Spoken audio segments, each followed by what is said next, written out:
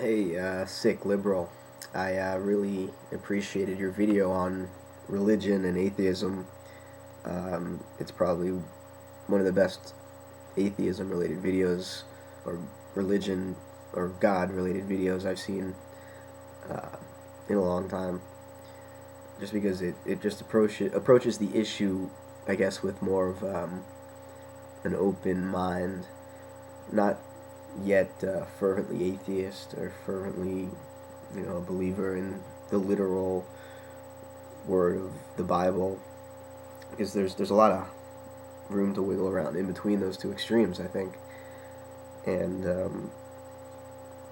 asking the question how we should deal with religion. Um, I think it is a metaphysical question.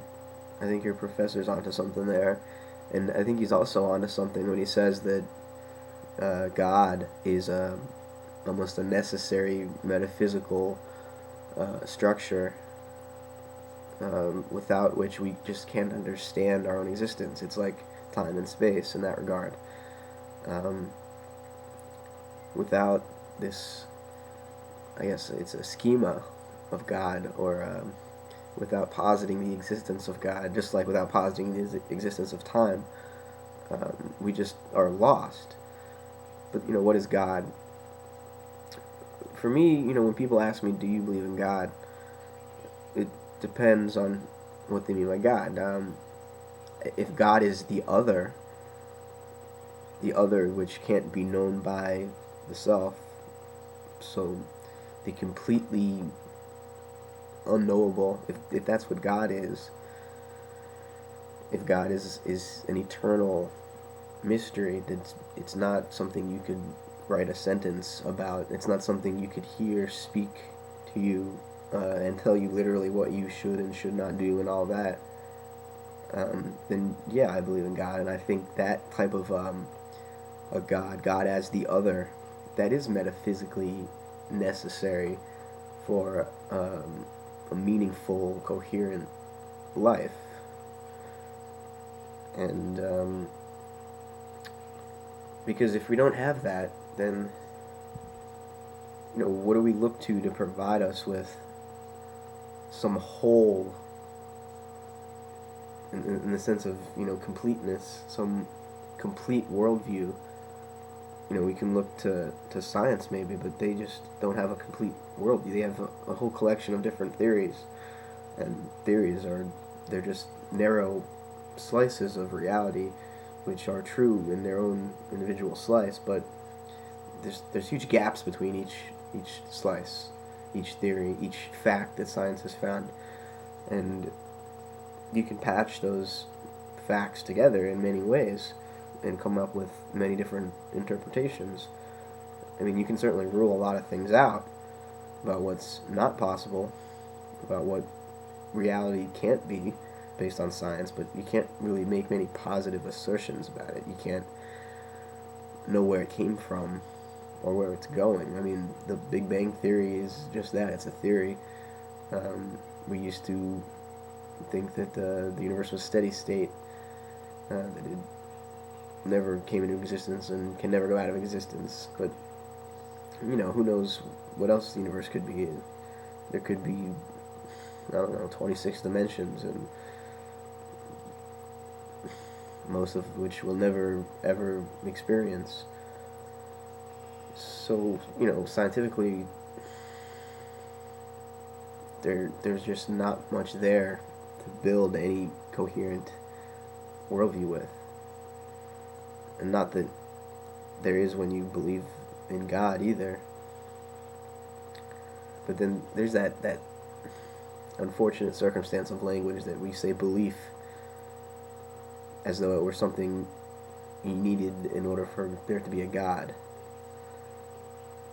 If I say there's a God, an atheist will say, well, you believe there's a God, and I don't believe there's a God. But that's not my definition of God. God is not something you need to believe in or disbelieve in for it to be there. God is just the other. It's not only where you came from, but where you're going. And it's also everywhere in between. I mean, it's everything beyond your understanding. And that there is something beyond your understanding, I think, is undeniable, whether you're not you're an atheist or a hardcore theist. Something is beyond you, and that beyond, for all intents and purposes, governs you. It rules over you. It's much vaster and larger, more powerful than you are, older than you are, more, wise than you are.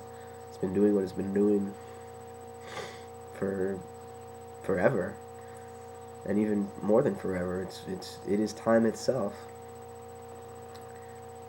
And I think, when you look at sophisticated Christians,